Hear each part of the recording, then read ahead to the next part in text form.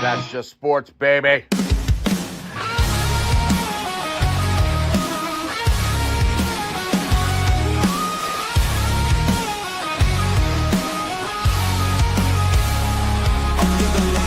Crowd goes wild. Strawberry ice, bringing fire and style.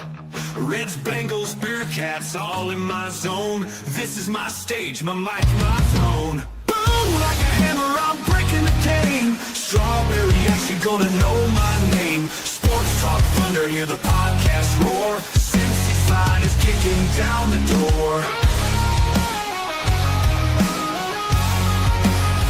Step into the ring where the passion ignites.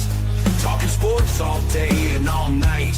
From the field to the court to the rowing stands. Strawberry ice with the world in my hands. Boom, like a hammer, I'm breaking the game. Strawberry ice, you're gonna know my name. Sports Talk Thunder, hear the podcast roar. Cincy's fine is kicking down the door.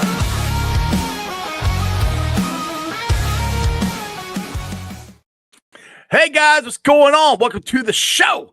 This is Sports with Strawberry Ice. I'm your host, Iceman Jeff Trunapole, and as always, I bring you sports from a West Side point of view right here in the great city of Cincinnati, Ohio. And as always, I'm coming to you live from that ice game. All right, shout out to my sponsors. They are Priority Lawn and Landscaping for all your lawn and landscaping needs. You need your grass cut, you need your shrubbery trimmed, I don't know, you need a paper patio, you need anything. I mean anything. Landscaping required. Think Priority Lawn and Landscaping. Also, shout out to T Properties, quality housing for quality people. Check out the website at www.tpropertiesllc.com for all your rental property management needs and your rental needs. And of course, Marr Window, Door, and More. I got them in my house. I highly recommend you get them in yours. They're energy efficient, great looking windows, easy to clean. Marr Window, Door, and More. Their website is MarrCincinnati.com. And also, shout out to my favorite brewery, Moorline Lager House. Get on down there, get you some delicious Moorline beer, some delicious Moorline food. And tell them I sent you. Moorline Lager House. Oh, all right, guys. I'm already practicing. I don't know how this is going to go, but join me next Saturday right here at the Moorline Lager House for the Beer Stein holding competition. I'm going to be doing it, trying to hold this thing up as long as I can, and not wanting to drink it. It looks so delicious, though. Maybe I should just drink it. Yeah, I'll just drink it. It's delicious. But come on down next Saturday, the 22nd, for the International Beer Stein holding competition. I'll be there in the celebrity portion of it. You come down and watch me see how long I hold this thing. Like, this would be fine, but this is going to be a while. See you guys next Saturday. Let's go. Yeah, guys, I'll be down there this Saturday, the 22nd, in the celebrity, which I'm not a celebrity, Beer Stein holding competition. The whole thing starts at noon. They got a whole bunch of different beer competitions. The international, the real legit guys, the International Stein holding competition is going to be that night too. So it starts at noon, goes all the way till like 10 o'clock.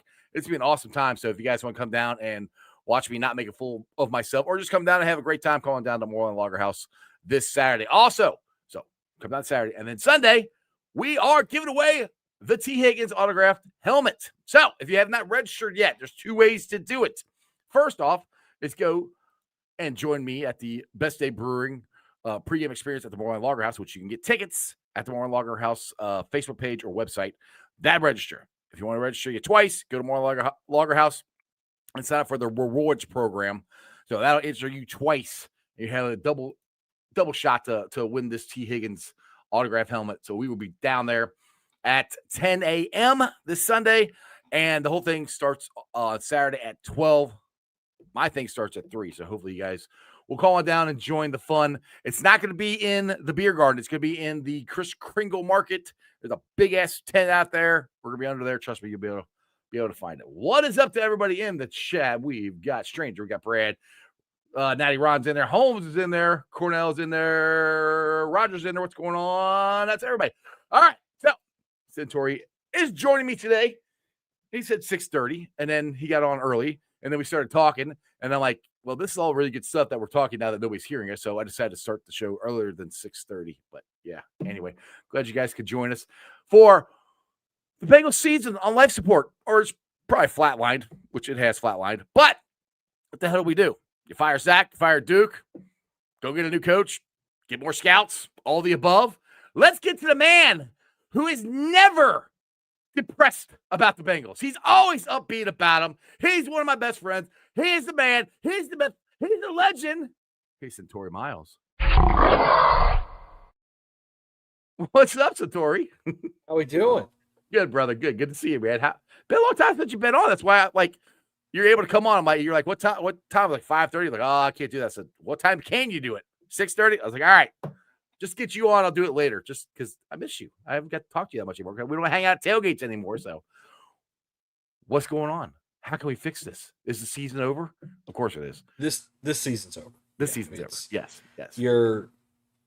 If you're in the camp of tanking, now would be the time. If you're in the camp of trying other players and working on development to see what you got, now would be the time. There's not really, I mean, I guess technically until they're mathematically eliminated, there's a chance, but they're going to have to win the table. They got 3 wins. They've got 1 win since Burrow's gotten hurt. It's coming from one of the most optimistic Bengals fans. It's over, boys. It is over. They need to run the table with what is statistically the worst defense in the history of the NFL. Yes. So Which we've had that twice now. That's not going to happen. Yeah, we've had that twice now. That's good for us. We had it once with I think Marvin's last year was the worst defense, and now Zach's last year. Well, I'm telling you, there's multiple metrics, and I went through probably a dozen to 2 dozen different metrics, and they are like, I'm talking like 100 years records bad. That's I mean, if we want to go through a couple of those really quick, just to really hammer home let this sink in. Go ahead. How bad it is. The record for most points scored, given up. Most points given up. Not just defense, the entire team. Right? Yeah. The record for most points given up by a team in a single season is 534. And where are we at? We are 200 points away from tying it with 7 to go. Yeah, baby, let's go. Break records here. The Bengals need to give up on average 28.714 points a game the rest of the year to break that record. Oh, we got that. They are averaging giving up 33.4. No. In order for the Bengals to not set the record, obliterate it, mind you, for most points given up in a season, they need to be an entire touchdown better, 5 points per game better, on average for the remainder of the season. That includes 2 games against Baltimore, a game against the Patriots, and the Buffalo Bills. Goodness. They're going to give up close to 150, 160 in those 4 alone. Now, if that doesn't tell you something's got to change, and if the Brown family, Mike, Katie, Troy, if you're watching, which I doubt you are, I'm sure they know the stats. If that doesn't tell you something's got to change, then I don't know, because that's literally hitting you over the head with a figurative brick. I mean, that you can't get any worse than that. It is. We're going to break records for the most points ever by far. It's not even funny. I mean, that's why I keep saying I think something's going to change, because it's so bad. Now, I also want to make sure we understand that that's a number for a 17-game season, right? The number for the 16-game season is 533, 1 point better. Okay. And granted, you're playing a whole other game. So what you really want to look at is points per game given up, right? Because that's not going to matter depending. It's 14, 16, 17 games, whatever. The points per game record in the modern football era, so since 1970, belongs to the 1981 Baltimore Colts. Oh, God. We are still giving up more points per game than them. It's only by like 0.05, but they've still got them beat. Oh my goodness! So you are points per game, total points, DVOA. They're all the worst in the NFL. DVOA is back to 1979. Points per game is all the way back to the 1966 Giants. And then total points is all time. So they're literally, when I say they're historically bad, I'm not trying to exaggerate. It's not hyperbole. The data says this is as bad as it's ever been, period. Ever. Any team. And that's what happens when you miss over and over and over and over again on draft picks. And you let guys like Jesse Bates, DJ Reader, Larry Ogunjobi walk out the door and you don't replace them with anybody. Or you let Pratt. I want to add another name to that list, by the way. Sorry to cut you off. The number 3 graded corner in the NFL this year is Chidobe Awuzie. Let him walk too. I know that, dude. I know he was hurt. I know he was hurt. I'm glad you brought that up. But he needs to be on that list. Right. I'm glad you brought that up because I'm like, well, he doesn't cost that much money. Why are they not re-signing him? He was just coming back from a knee injury. Usually you're better the second year because you're fully a year away from surgery. You get better. Why wouldn't they have gotten it? I have no idea what the Ratbirds signed him for, but I don't think it was a whole lot. They could have easily re-signed him. Why would you just let him walk? For Cam Taylor-Britt, who, look, I met Cam's family. They're awesome. They're great people. I met Cam. Cam's not playing very good. Cam's hurt now. He's had his worst, coming off his worst season. Why would you not sign Cheetah Bay? It doesn't make any sense. None of this stuff makes any sense to me, Satori. None. What they've done this offseason, I said, I saw their vision. I didn't like it. I still don't like it. I hate it even more because they kept putting all their eggs in one basket. Al Golden. Like, oh my goodness, Al Golden is going to fix everything. Bull Can I crap. make you even more upset? Go ahead, please. I'm okay. For it. So I think everybody would agree that when you're looking at, in terms of a way an operation is handled, right? The Bengals are on one end of the spectrum, and a team like the Eagles is all the way on the other end of the spectrum. Yeah. Right? We've always talked about cash versus cap. You know, teams always spend a little bit more cash than the salary cap because it can be prorated out like signing bonuses. Right. Okay? Without going into too much detail. How much cash, more cash, I should say. I'll tell you the Bengals number in a minute. How much more cash do you think the Eagles spent this year than the Bengals? There's a two-part answer to this. How much more cash? Yeah, so the Bengals spent about $294 million this year. Okay? It's like 294.5. How much more cash do you think the Eagles spent this year? I don't even know. Go ahead, tell me. Well, the number one spender is like $330 million. Okay, so there's between the Bengals, who are 21st in the top, is about a $35 million gap. So where do you think how much more money do you think the Eagles have spent in cash this year? Because I got an updated number this week. Ronnie's going to make you mad. Ronnie's got a guess for. He says 20. No. Paul says less. Paul is a lot closer. 10. 5. The Eagles spent $36,000 more. 36,000. That's $18 an hour in America. They spent one McDonald's employee more than the Bengals. They've just spent it better. It's really not that the Bengals don't spend a lot of money because they're right kind of in the middle of the pack every year. So 4 was before this year started. Because I talked to my dad about that. That's who's commenting. Yeah, that's Bengal Dad on there. What's up, Bengal Dad? This has been updated since the trade deadline. So there's been, some fluctuation. But 36 grand is all the Eagles spent more than the Bengals. One team is 8-2. The other can't get off the field to save their life. And that's one thing. It's not that they're not spending enough. They just don't do it right. Right. I'm glad you brought that because that's what I've said. People keep saying the Bengals are cheap. They're not cheap because one, I've said this a million times. They cost themselves more money on Jamar Chase and T. Higgins than they had to if they would have signed them earlier. They cost themselves more money. The longer it went, they cost them more money. I was like, they're not cheap. They're just stupid with their money sometimes, which they're supposed to be smart people. And didn't they? I remember someone when they signed a T contract, they could have done some more stuff to the contract, which wasn't that big of a deal. That most NFL teams that could have saved them more money too, and I don't remember what it all is. They're archaic with their contract structure, and it typically costs them. It might only be a few million here, a few million there, but if you've got 5 contracts that are costing you $3 million apiece, $15 million for cap space, that's one hell of a ball player that you elected to not go get. And that's what drives me nuts. People keep saying they're cheap. They're not cheap. They're just not smart. They just do because. They could have easily. They do it on purpose. And I can tell For you what? why. They spend more money on purpose for what? They spend. So you're allotted X amount of dollars every year from the NFL due to the shared revenue system, right? Right. And they know that they're going to spend about 107 to 108% of the salary cap every year, which is right in the middle of the league. Okay, so they are league average when it comes to spending the money that was given to them.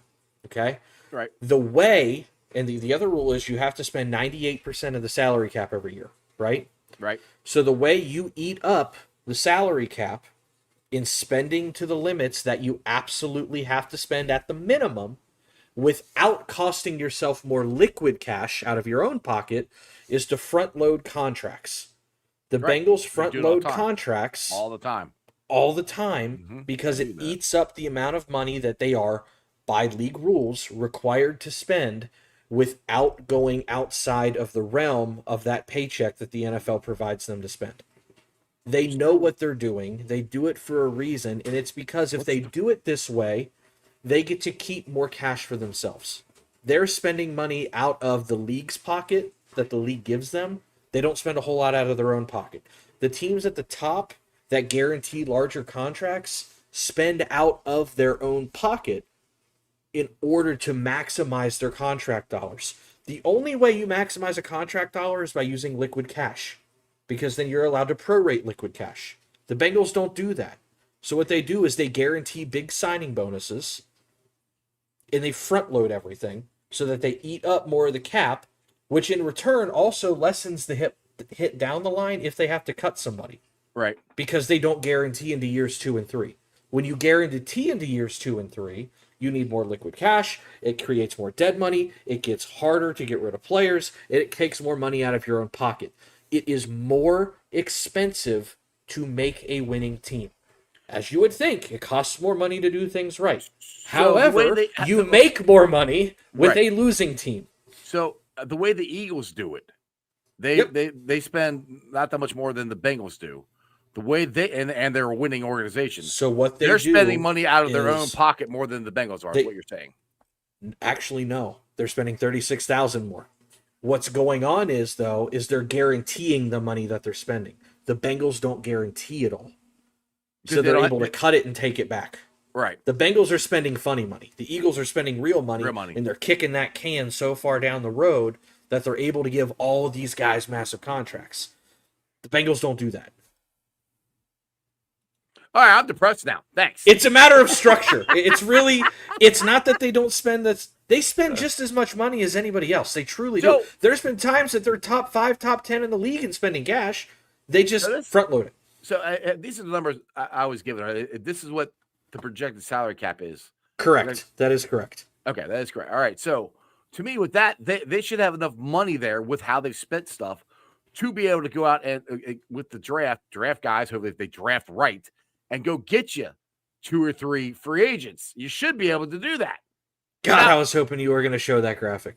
You know why? Well, go ahead. I'll show you. Because the thing that I'm afraid that they're going to do is tag Trey Hendrickson. If they tag Trey Hendrickson, you can take about $35 million of that 69 off of there. And the draft takes 10.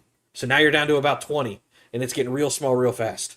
See, I don't know. That's where I was always like, yeah, I think they're going to tag. I don't know if they're going to or not now. I've kind of I bet if they do, we talked earlier. I wrote something today. We'll use this as the intro for it.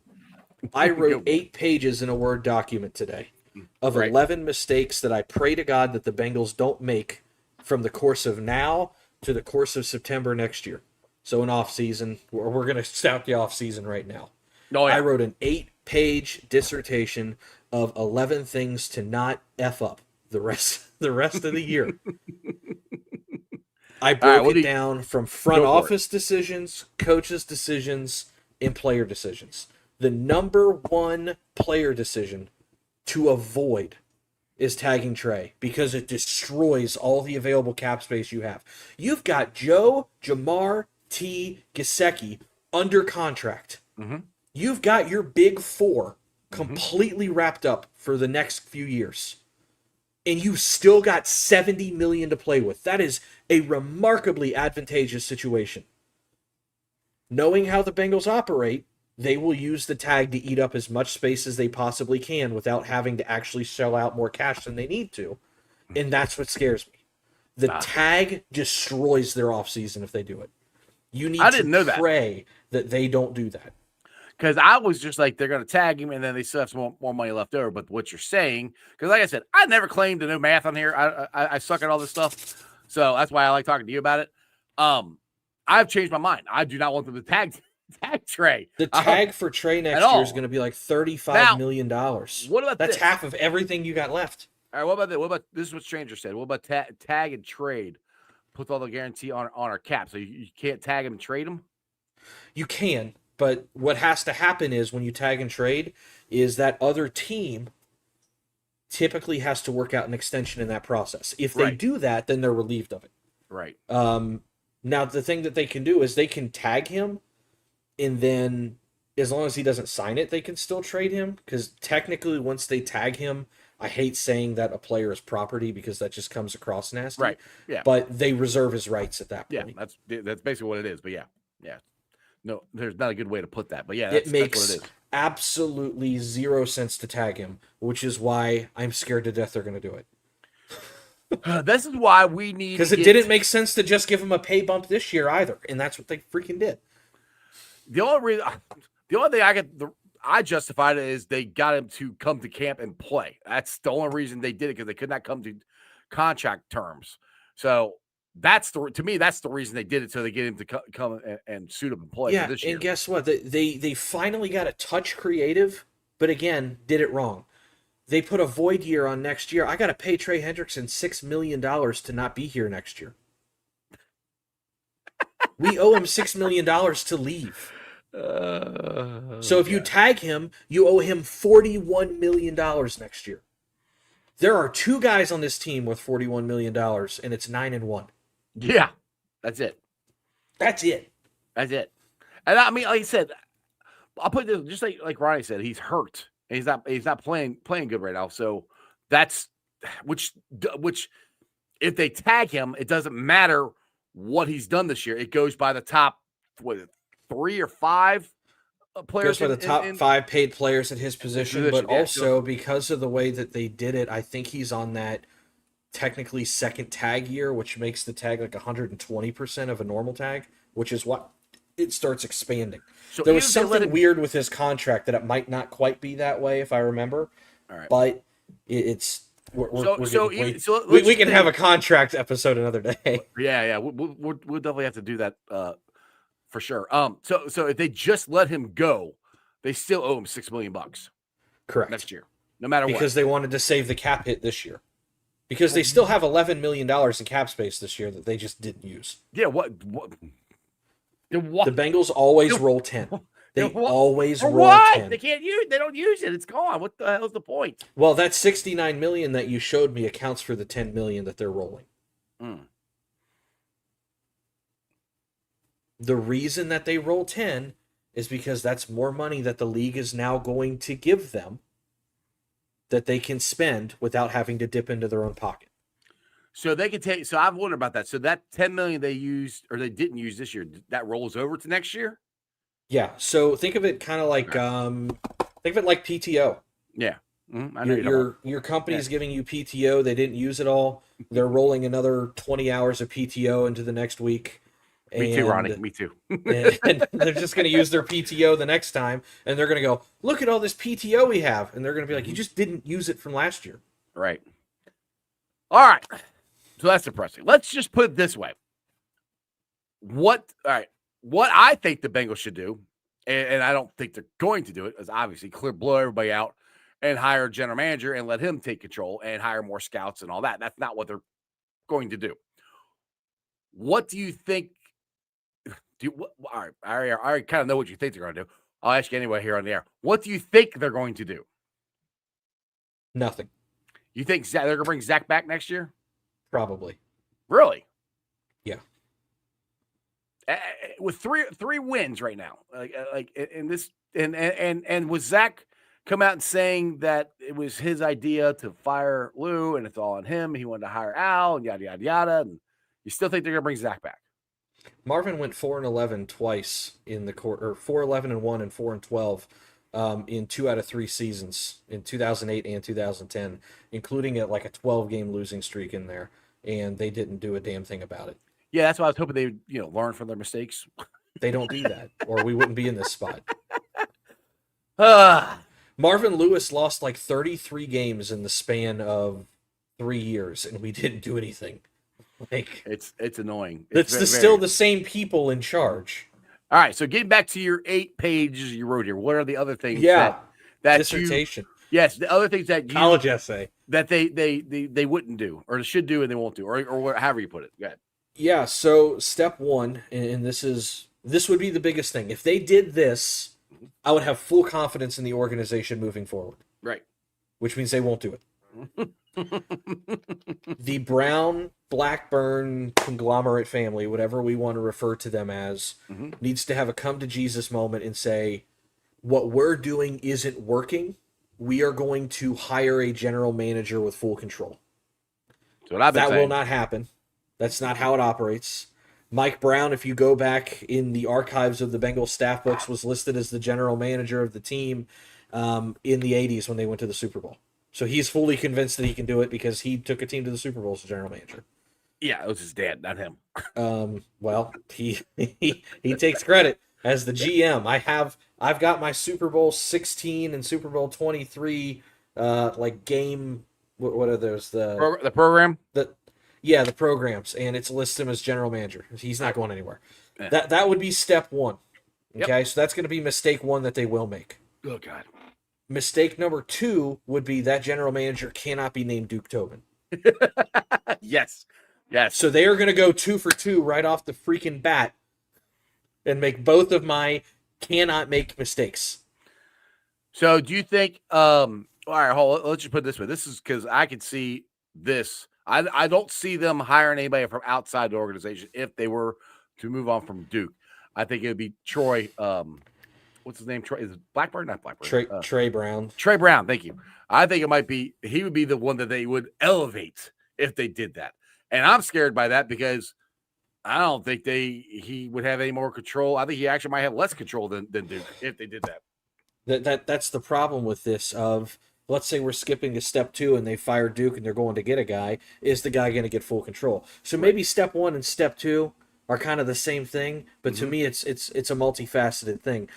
You've got to give up the control, and then you've got to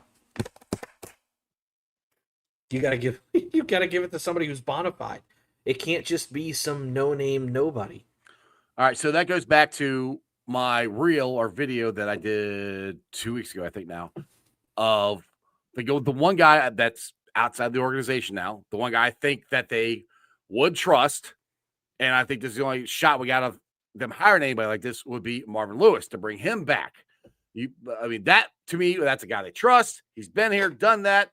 He knows how to draft guys. Good. I don't hate the Marvin Lewis idea. I know he's been a senior advisor in capacities. I think fans are immediately going to say no just because, one, it's a retread, and that he just left such a bad taste of his mouth in our mouths when he was here and how he left. Look, take all of that and push it aside and just talk about who Marvin Lewis is. Right. Marvin Lewis is an incredibly smart football guy. Mm-hmm. He has been around multiple successful franchises. He, quite frankly, is the only coach that's made it really, really work with the Brown family. I know Zac took us to a Super Bowl, but that's more Joe Burrow than Zac, and I think we're going to find that out sooner rather than later if people aren't already on that train. I think we're already leaning that way.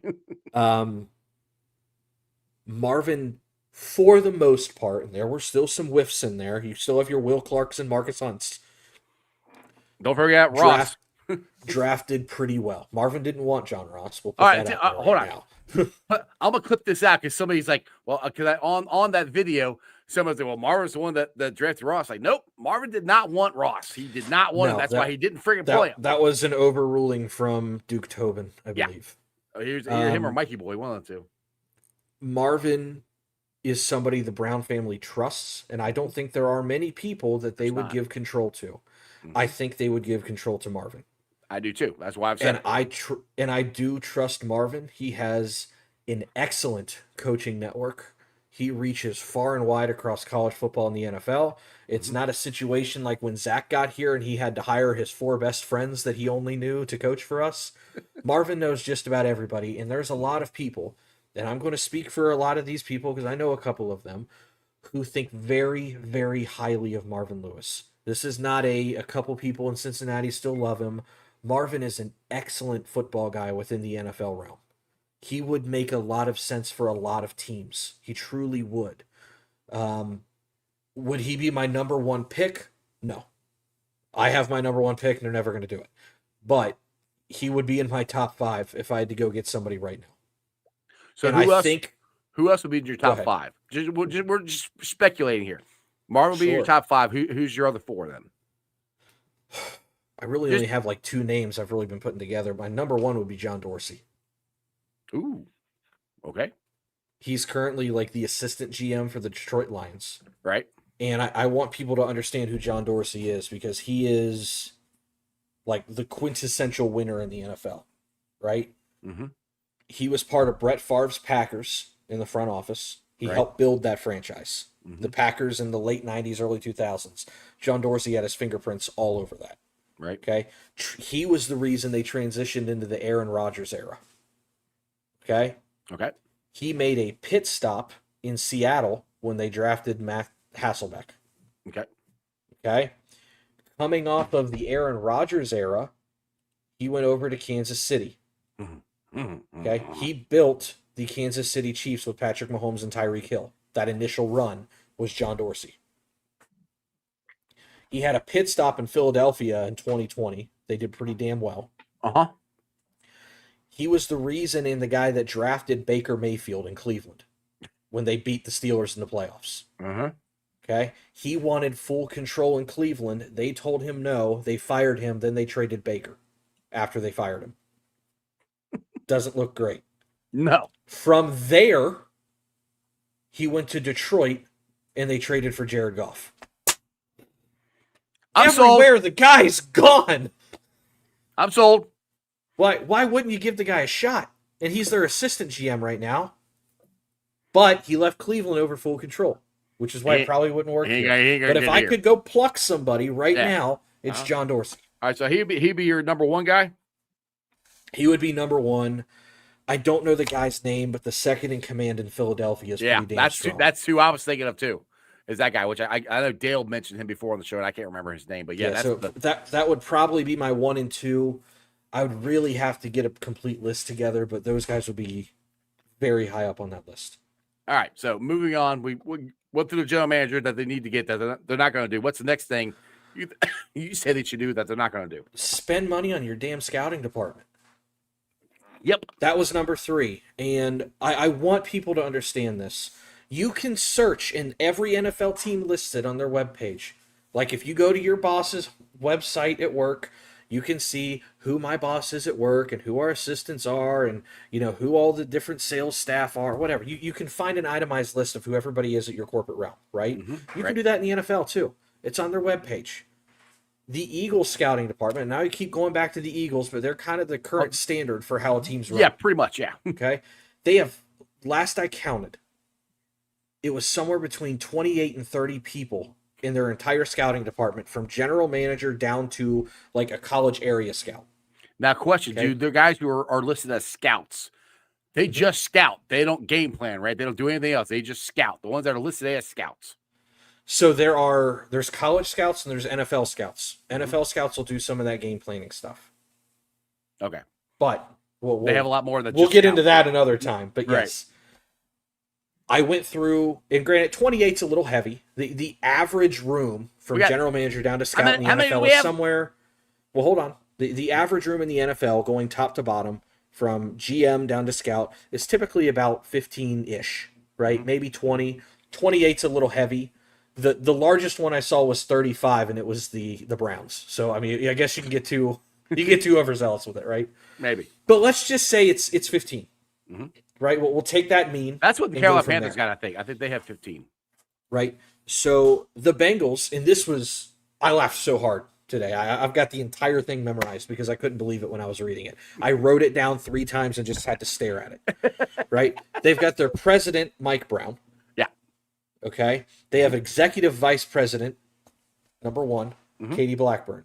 They have vice president number 2, Troy Blackburn. They have vice president number 3, Paul Brown Jr., who's also player personnel. That's all it says, just player personnel. Don't know what the hell that means. I thought Duke Tobin was a player personnel. Okay. Then you have Duke Tobin, who is director of player personnel. Oh. So I guess Duke Tobin is Paul Brown Jr.'s boss. Okay. Then you have, keep in mind, I have not said general manager. They do not have a general manager. You could say de facto this, de facto that. They do not have a general manager. So Mike Brown is not listed as a general manager anymore? No. So they that. do have, without a general manager, they have 3 assistant general managers. Mike Potts, and I'm going to butcher the guy's name, Steve Redikevich, I believe, and Trey Brown. They have 3 assistant general managers. They have no general manager. They have 3 vice presidents and 3 assistant general managers. So who are the assistant general managers? Who are they assisting if we don't have a general manager? Duke Tobin? I don't know. Like, how can you be an assistant general manager to a position that doesn't exist in your organization?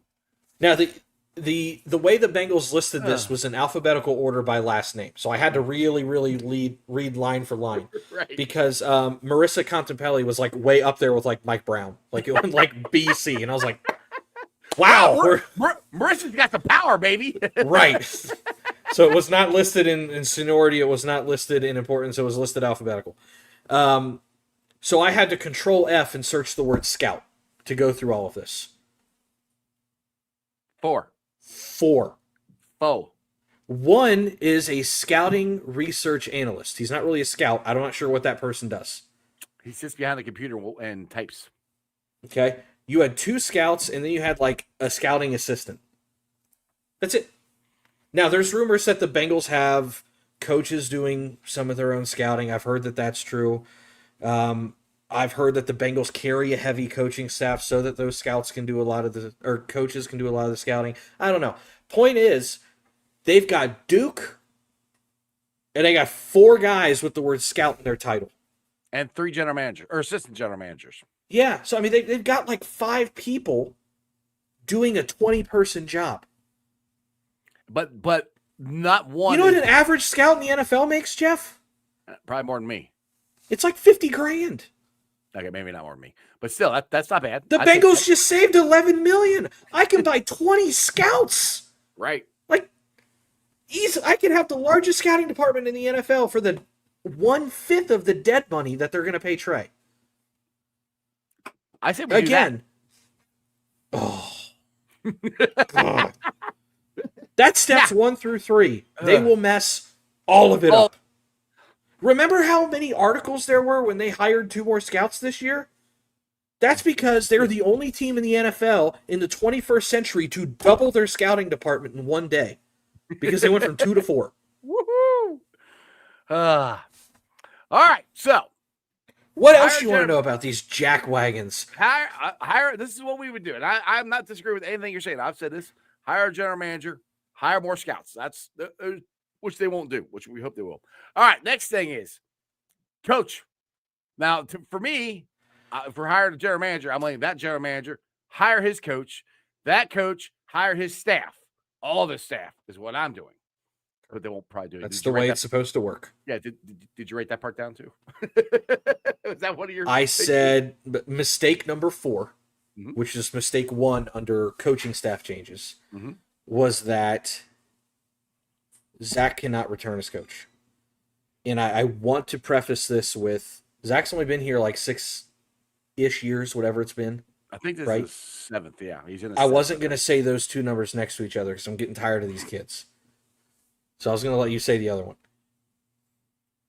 I'll just do this. In those 7 years, he has won multiple AFC championships. He has won multiple playoff runs. He has had 2 AFC title games, and he's won to a Super Bowl. That's more in 7 years than most coaches will do in 20. Zac's very decorated in that matter, and I'm very, very thankful for those things. But when it's time, it's time. Yeah, okay? You've got multiple players every year requesting a trade. If you've got Joe Burrow and players are trying to get out, that's a problem. Mhm. Okay? You now have what I'm going to call a lack of accountability on the players because you've guys like Jermaine Burton who still have a job. Why? Who knows? For whatever McKin- reason, Zach won't give him up. McKinley Jackson, who they don't play. Right. And number 3, and this is just a microcosm. It's an isolated event, but I now have players spitting on people on the field. Mm-hmm. Where is this culture that I keep hearing about? It's because gone. it's eroded. Players don't want to be here. Players are getting personal fouls on the field, and players that are having serious problems. And I am talking, if anybody knows the rumors that are actually going around with Jermaine Burton, serious problems. And they're still getting a paycheck. Jermaine Burton should have been launched into the sun about a year ago. Shouldn't have drafted him. No. And I know for a fact other players are following suit in the locker room. Oh, he's getting away with it. Why wouldn't anybody else get away with it? Well, he's bringing people down. Mm-hmm. And it's not a secret. So you have cancers in the locker room that are not held accountable. All you're saying is, you don't get to play. So I'm going to go make $1 million a year for not playing football? Zach, I can do that shit. Come on. Let's go. Where's my contract? Exactly. So now, the accountability, aside from some of the stuff on the field, aside from the clock management, aside from the fact that he's got a 470 winning percentage over the better part of a decade, aside from the fact that he is a loser on the football field, there's no culture, and guys are getting away with bullshit. The culture is gone. Whatever culture which he did, when he first got here, he did build a culture. There was a winning culture, but it is definitely not the same as it was before. I mean, it's gone. Now, the question, these are 2 names that I keep hearing. John Gruden. Look, I would love John Gruden to be the coach here. The things I've said. I would too. I love John Gruden. I don't think he's coming because I don't think he's going to get control. That's just my opinion. If I'm wrong, cool, great. I'll be wrong. The other one is, like Greg here says, Brian Flores. This one maybe because I would love Brian Flores. I don't know. What thing is too for me, I don't know how many NFL teams want to touch Brian Flores because of the lawsuit and things like that. So Brian Flores might want to come here if he's getting the opportunity, because he might not get many more opportunities because he's in the process of still suing the NFL, I think. You mean Gruden, not Flores? Right. And Brian Flores, the minute he was at Miami, he's suing the NFL for that. Oh yeah, he's part of that. Yeah, both of them are suing the NFL. So yeah, but I mean that's so. Yeah. Well, Chucky's going to get away with suing the NFL. Chucky. Yeah, he's got a little more leeway than Flores does. So Chucky can probably go get another job somewhere. But what are the 2 things that those 2 have in common? Discipline. Discipline, chutzpah, grit, a little bit of. Am I allowed to cuss on the show? I know you get it. I try not to. I think that's good. Okay, they got a little bit of go fuck yourself to them, and that Zach has none of that. Those guys have balls. I love Zach. He's a nice guy. Zach ain't cracking the whip on anybody, so to say. It's just the way it is. Those guys aren't going to fuck around, and that's kind of what you need in a head coach. I know it's a modern day. I know you got to work with the players. You can't be the Bill Parcells kind of guy. Give me a Bill Parcells right now. Give me a Bill Parcells and a rough and tough, will just rip your face off defense, and let Burrow do what he needs to do. I'll put it this way. This is the only thing. Like, let's just say it's Gruden or Flores. I don't care. Whichever one you want to pick. If Duke is still in charge, all that changes is the coach, and the structure is still the same. The biggest problem, along with losing the locker room, before that, the biggest problem was drafting. We've missed on so many defensive draft picks. We've got 2 guys, Dax Hill and DJ Turner. That's it. We've drafted Amarius Mims, or not Mims, Murphy. We've drafted Shore Stewart. We've drafted McKinley Jackson. We've drafted Chris Jenkins. We've drafted Cam Taylor-Britt. On and on and on and on and on. We got nothing out of them. So that's, for me, is like, all right, cool. You can go get this coach. But if you're getting, let's just say, if you're getting Gruden, he's not coming here unless something changes, I think, with that aspect. That's just me personal. That's what I think. Flores, maybe not, but something's got to change in that aspect. You can change the coach out. It's like you're rearranging the deck chairs on the Titanic, because you're not changing the core problem with this organization is drafting. You're putting and lipstick on a pig. Yes.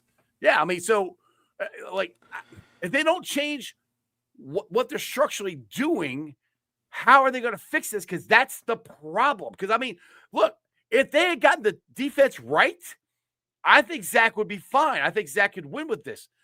But they got it wrong, and they've drafted the wrong guys, and they've got the wrong culture. Well, part of the reason they've got it wrong is because Zac doesn't hold people accountable. You can't tell me that all of these grown men, who, by the way, they have been drafting better athletes. They don't draft these just scrub athletes anymore. You can't tell me all of these guys who were team captains and freaking All-Americans in high school all suddenly forgot how to play football. You can't tell me these guys who have been wiping their ass their whole life forgot how to do it. No, they're not held accountable to a standard, and that's coaching. There's two guys and I'm not trying to single them out, but I'm going to, that I can't stand it because they did the same thing twice. Miles Murphy and Shamar Stewart. They drafted guys for the athletic ability. They had a hard time being productive, big-time productive players in college. And if you're a first-round pick, I want some production on the field. I want you to be able to get off blocks and get the quarterback on the ground. They had a hard time doing that in college. So how the hell are they supposed to get better at it in the NFL? That drives me nuts right there. That's just. But you also have guys who are productive in college that have forgotten how to do the most basic things. Right. Which that's another thing. Well, okay. The thing is that I keep seeing guys over, and this is coaching, over and over and over and over and over again, trying to tackle guys with their shoulder, up by their shoulder pads, or hitting them instead of hitting them low, wrap them, and getting them on the ground. That's how you tackle guys. I'm so sick and tired of seeing guys, especially if you got a running back. The only way you're getting running back down is you got to get lower than him, or at least meet him at the same level. You can't hit him in the head. Do you know, and this is coming from somebody who coached defense, and I was around some damn good defensive ball players. Multiple guys that ended up, I was around guys that ended up at Alabama and Ohio State on my defenses in high school. Mm-hmm. I had some damn good ball players on defense. World-class athletes. Kids that were running a 4.4 flat when they were 17 years old. Do you know who tackles high and throws a shoulder? People who can't play? Two types of people. People that either A, don't care, or people who are soft and are afraid to get hit. And that's the part two. Those are the only two. The people that take pride in tackling, the people that take pride in tackling are the ones that want to go straight through your hips and break you in half. Right. Exactly. The dogs, the killer, whatever word you want to use. We don't have a dog. That guy's a killer. That guy's got the it factor. These guys aren't mentally tough. They don't want it. They're good athletes. They might like football, but they don't give enough of a shit to go through somebody's hips because they're not tough enough. Because if you do it right, that shit kind of hurts. It does. Sorry, I am laughing at this comment here because I'm not sure if David's actually paying attention to what we've been saying. But Strawberry, quick covering for Duke and Zac. Zac, let it rip. Are you still on the Bengals payroll? I mean, look at your beautiful studio you're sitting in, bought and paid for by the Bengals. We need Flores. You got me figured out. Yes, I'm on the Bengals payroll. I'm not sure where I said they need to hire a GM. They need a whole new coaching staff. They need to get new scouts. Where any of that? I said I'm on the Bengals payroll, but thanks for your comment there. I had some times where kids weren't tackling right, and typically the kids that aren't tackling right were the ones that their head wasn't in the game correctly. Well, that's okay. And, so that goes you gotta bring. That's on me. That was my responsibility to get their shit fixed. That's what goes. That goes to the video I did today, where when they're tackling and they keep doing the same stupid crap over and over, they don't care. That's where I get the thing. They don't care.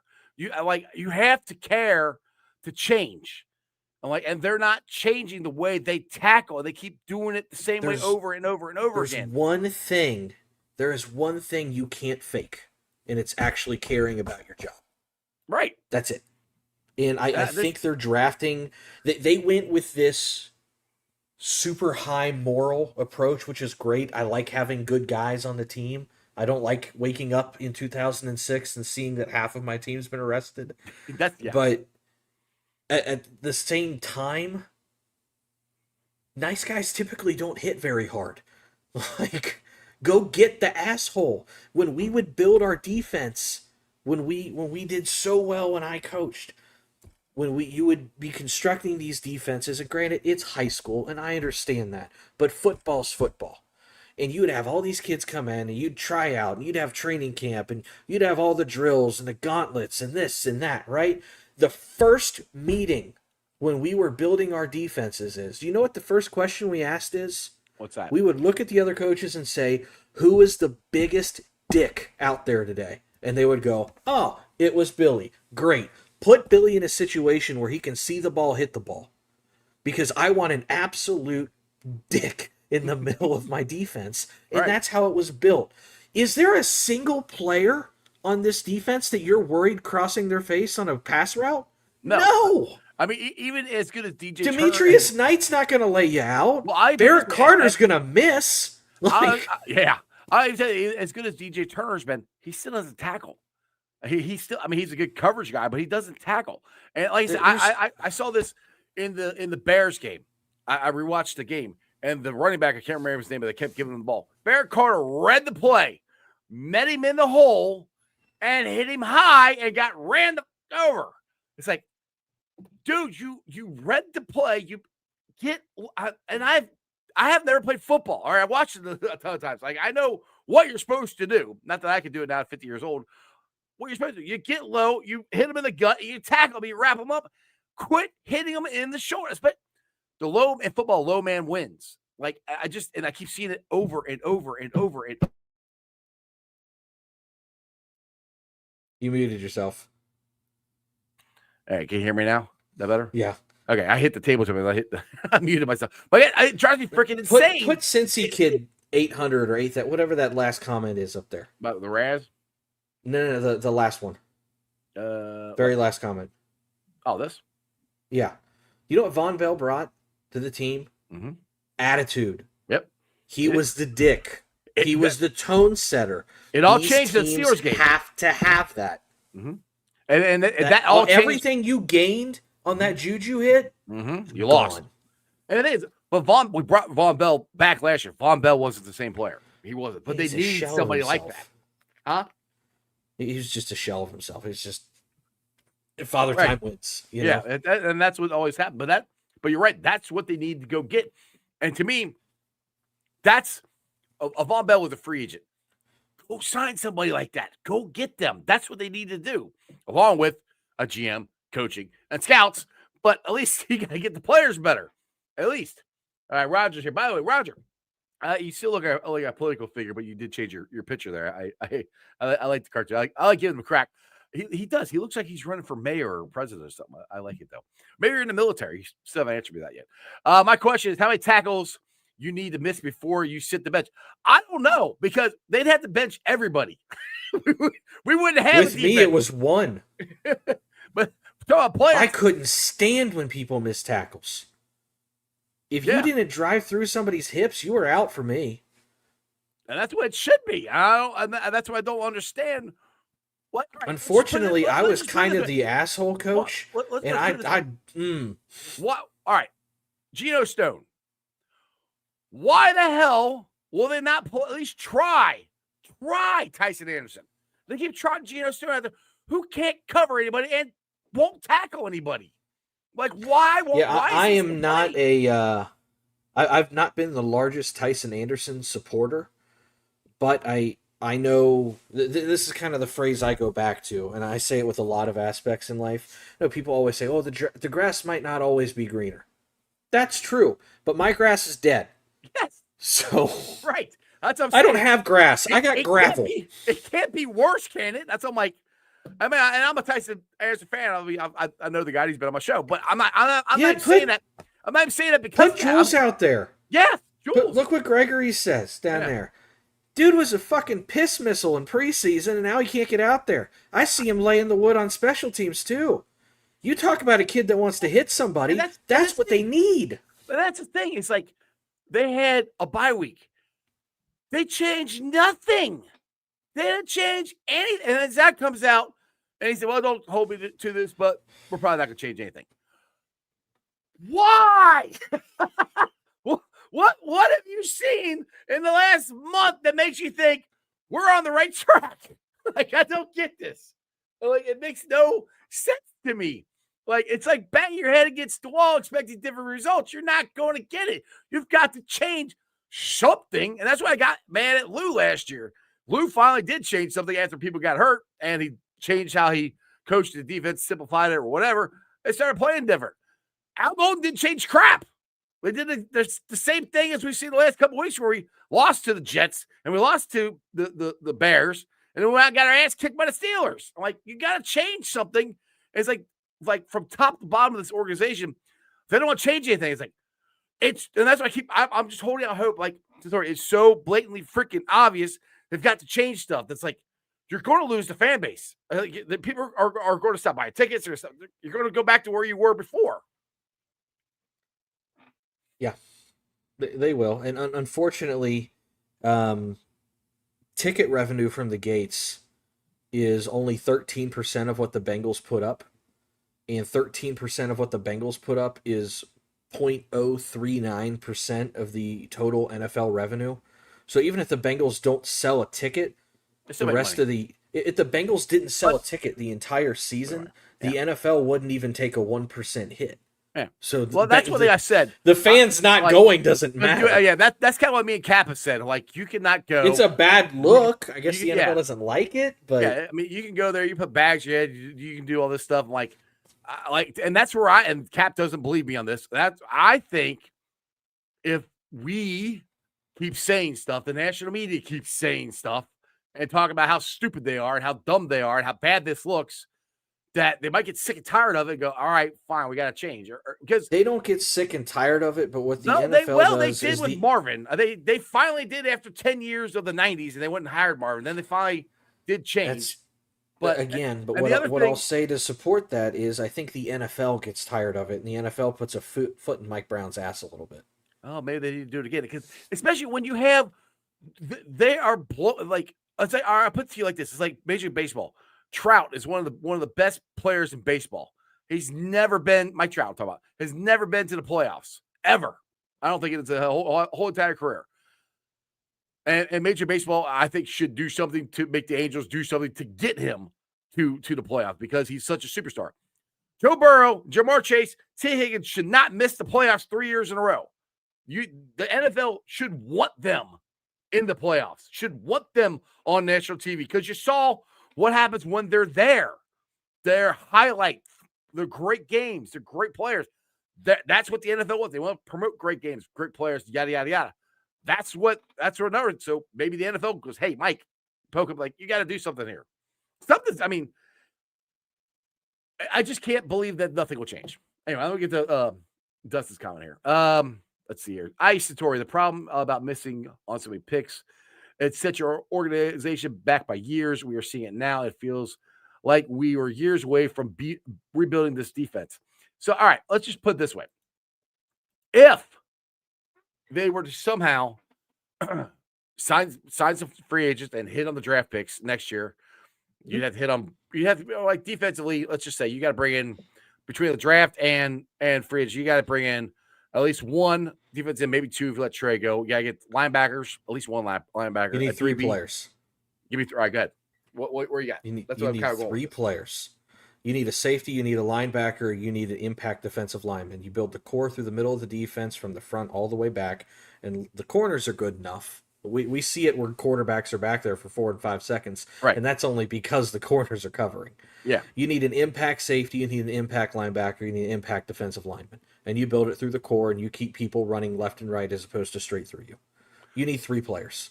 So the point, though, I guess it's not this 10 to 15 player rebuild. Yeah, that's what and that's kind of what I said this last year too. I'm saying the same damn thing I said last year.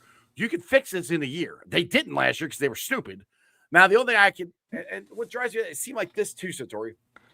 They spent so much time on T. Higgins and Jamar that they just forgot about free agency. Which again, because their front office is too small.